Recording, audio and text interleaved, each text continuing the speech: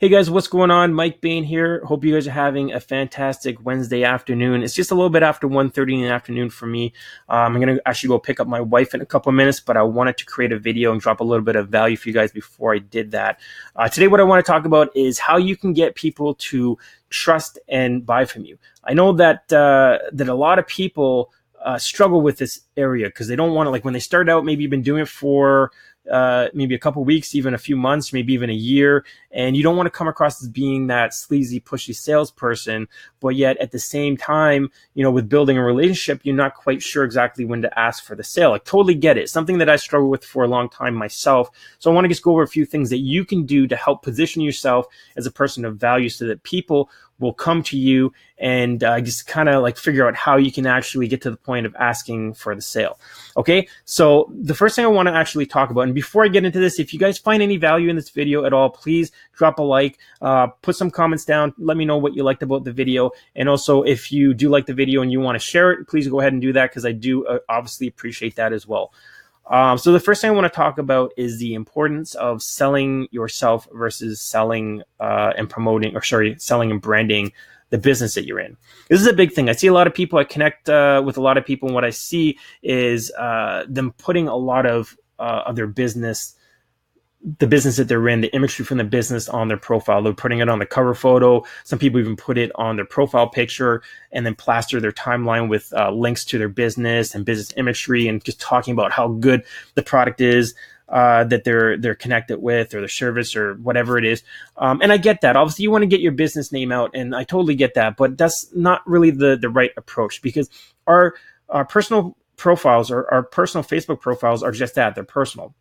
So when you're reaching out to people, not everybody is in the same mindset as you. Some people are either not entrepreneurs yet, maybe thinking about it. Maybe they're in a position that they want change, but they're still working their 9 to 5, and being an entrepreneur is not even on their radar, but they're in that position where they would be willing to go down that route if they were to speak to a real person that they felt was in an authentic place to help them, rather than just being out to get a quick buck.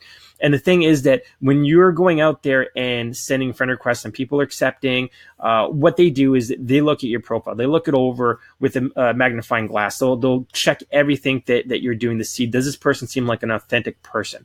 And if all you're doing is branding the company that you're with, it's not going to come across as good. It's going to come across as you not necessarily having their best interests in mind. And you don't want that to be in their mind. You want them to be thinking, this person is a person of value that seems like they're putting a ton of value out there. I want to follow what this person is doing because it looks like they're into something that I want to be a part of. Not just, it looks like this person's out to get money from me. You don't want that sort of thing to happen. And the problem with branding a company is what happens is, if anything happens within that business, it gets taken down. They change something where people aren't able to earn the way that they could before, and everybody starts to move away from the business, and it starts getting a bad rap and stuff like that. People are going to associate you as the person connected with that business. And the minute it goes down, they're not necessarily going to be looking at you in the same light anymore. But if you just position yourself as a person of value, you're just putting value out there, then if something happens on the back end, they don't even know what business that you're in, they just know the value that you bring, then you can change from any product, any business, any service, whatever it is, any way that you're able to make money on the back end, whatever way you were doing it. If you have to change it out, they won't even see that. They won't even know it's happened.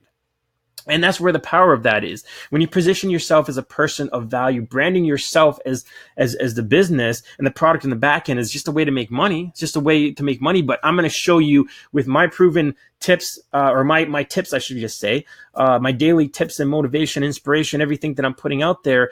If that's what you're giving out to the world, then they're just going to follow that. They're just going to gravitate towards that. And then the business on the back end is just, hey, that's a way that I make money. But here, this is all the value that I bring. That's why it's so important to brand yourself. And it puts so much trust in people's mind.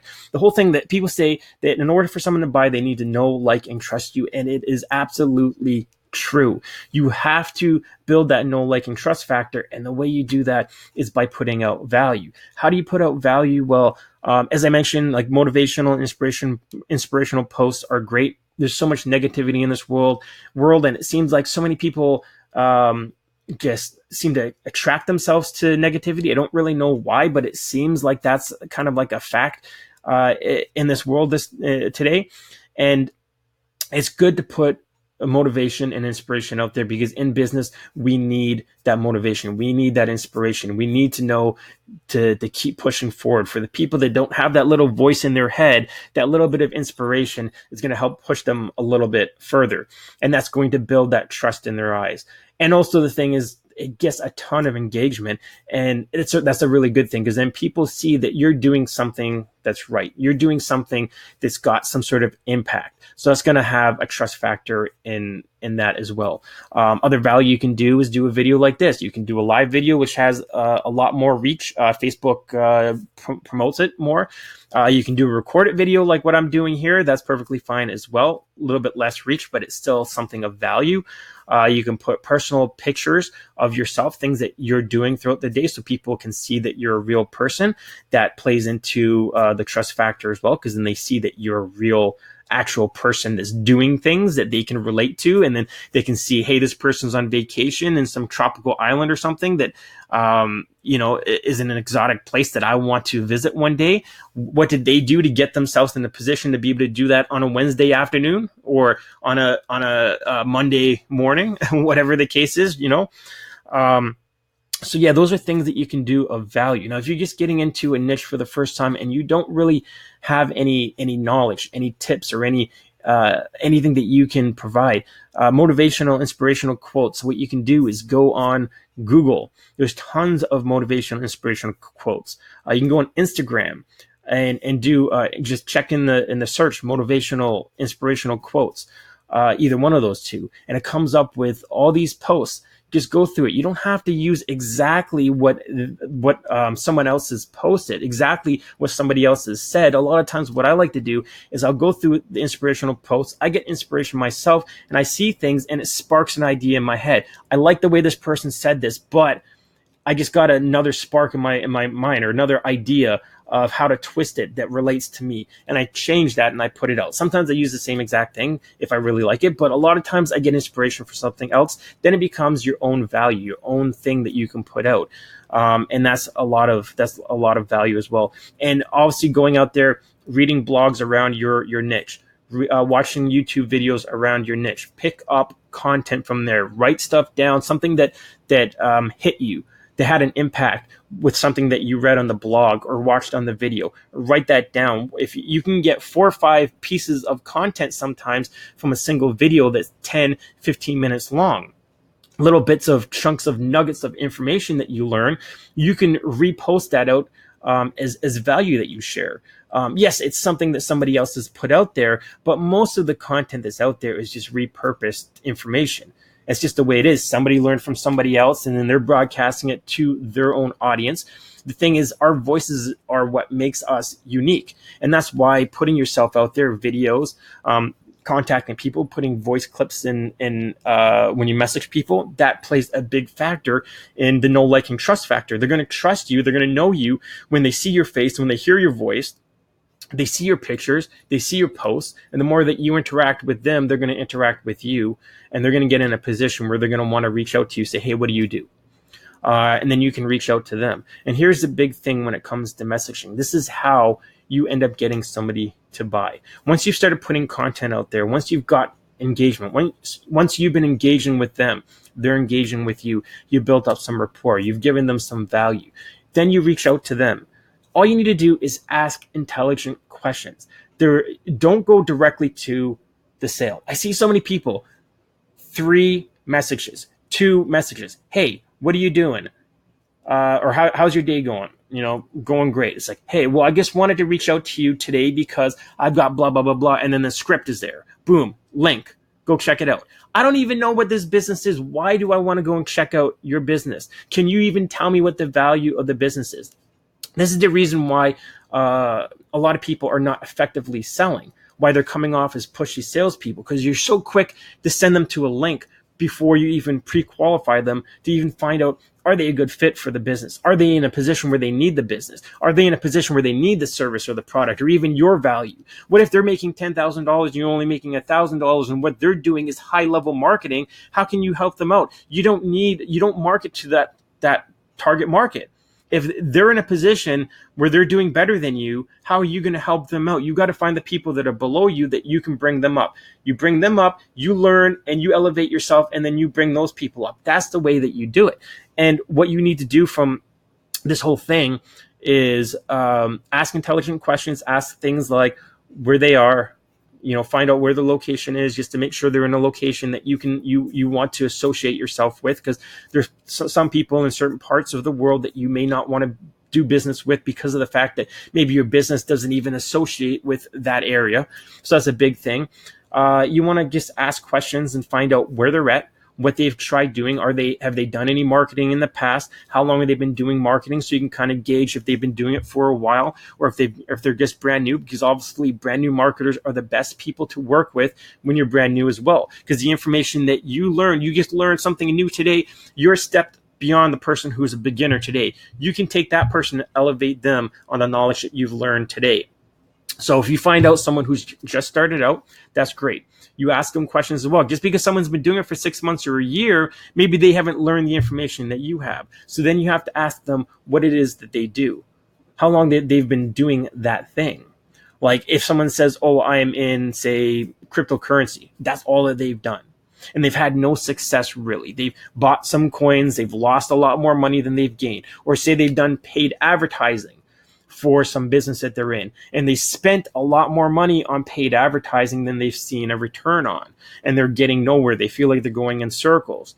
That is the perfect person to sit down and say, listen, I understand. I've been in the cryptocurrency space myself, lost a little, I gained a little. I've been in the paid advertising business myself. I've gotten some good leads, but I've wasted more money than I've seen in return. Relate to them. And then you say, I've got something that I've been doing. What I've been doing is this. And this has been working for me. You have to listen to them as well. The best thing to do is when you ask them what they've been doing, really listen to their response. Really read their response. If you're on a call, listen to their response of what they've been doing. Relate to them on a personal level, because when they tell you what they've been doing, then you can use that as a way to figure out what it is in your business that helps serve them, and you give them that knowledge. Say, well, what I've been doing in my business is this, and this has been working fantastically. I've been doing this, and this. I see you don't do this, or you're saying that because you have been doing paid advertising instead of, say, doing Facebook attraction marketing, video blogging, whatever it is that your thing is, whatever your thing that you can show someone how to be successful in, you mention, I say, this is what I've been doing to be successful with this, and this has actually had remarkable results because of this reason. That right there, it gives a spark in their mind. My God, this person just gave me value. They just gave me information that's undeniable. It's got proven facts to it, because he's shown me on his profile that he's either getting massive engagement, or he's shown me through his blog that he's got tons of content, and he's told me how he's created that content. It's helped elevate them. This is what you need to do. And then once you get in that position, you know how easy it is to sell them? It's just as easy as saying, would you like to learn this? Would you like to take the next step to learn this? If I could right now, in the next 14 days, in the next 7 days, in the next month, be able to take you from earning $0 to earning $500, to earning $1,000, to earning $10,000, would you be willing to take a look at that? That's all you need to do. That's all you need to do. Because they're simply going to say yes or no. And if you already qualified them, ask them the right intelligent questions to move them along to the point where they've revealed their pain point and you've given them a solution. Why would they say no to that? If they think that they really know you and trust you and feel that you can really give them the sort of results that they've been wanting after all these months, maybe even years, why would they say no to that? They wouldn't say no to that. And that's really all you need to do. It's not pushy. It's not sleazy. You're not coming across as that salesperson or that person that's just out for the sale. You position yourself as a person of value. And what does that do as well? When you do that, it leads to future possibilities of earning income. Because when you've put yourself in a position of value, an authority figure, someone who gives value to people before asking for that money, the next time you get that big idea, that next time you get that product, that business, that's doing something different, and you present that to them, they're going to be more willing to listen to you than before, when you were just pushing products. I've had people that push like 4 or 5 different products on me without even qualifying me in any sense. They're just like, I think you should take a look at this. Here's a link. Why? I've gone to people and said, can you personally explain to me what this business is about? It's like, oh, well, I could, but this video really just explains it better. Well, okay, why do I need you then? This is the problem. Why would I need them? You might push me to that product, but you're not positioning yourself as a person of future value that I'm going to want to pay attention to and possibly do future business with. How are you going to build a proper business like that? You can't. You won't. That's why you'll sink. That's why you get burnout, because you're always going to have to acquire new customers, new leads, because you didn't know what to do with the leads that you had. You didn't know how to cultivate a following properly, and that's what you need to do.